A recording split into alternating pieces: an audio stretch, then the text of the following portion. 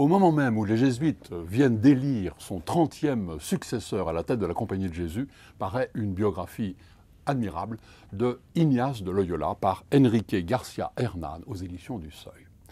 Bien sûr, on connaît assez bien la vie d'Ignace de Loyola. On a eu récemment le magnifique Inigo de François Sureau, mais il se cantonne à la bataille de Pamplune. Je crois que tous ou presque, nous avons lu le récit du pèlerin, l'autobiographie qu'Ignace a dictée à la fin de sa vie. Mais cette autobiographie, qu'il faut évidemment lire, laisse de côté beaucoup de choses.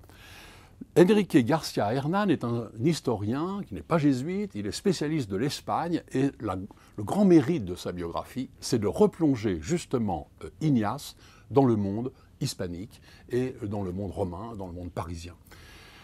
Et de souligner la complexité et l'importance du temps. N'oublions pas que Ignace est né en 1491, c'est-à-dire une année avant la découverte des Amériques, et il est mort en 1556 entre deux sessions du Concile de Trente.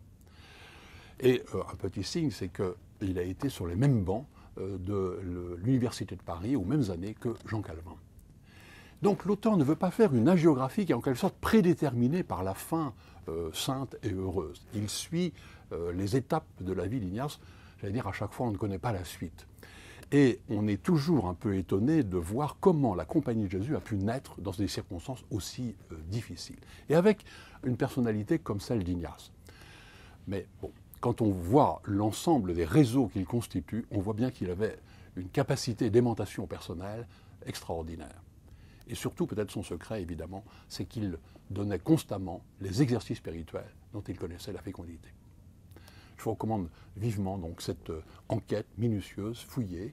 La figure d'Ignace en ressort plus juste, plus forte, et sa manière de procéder, comme il disait, est davantage mise en lumière.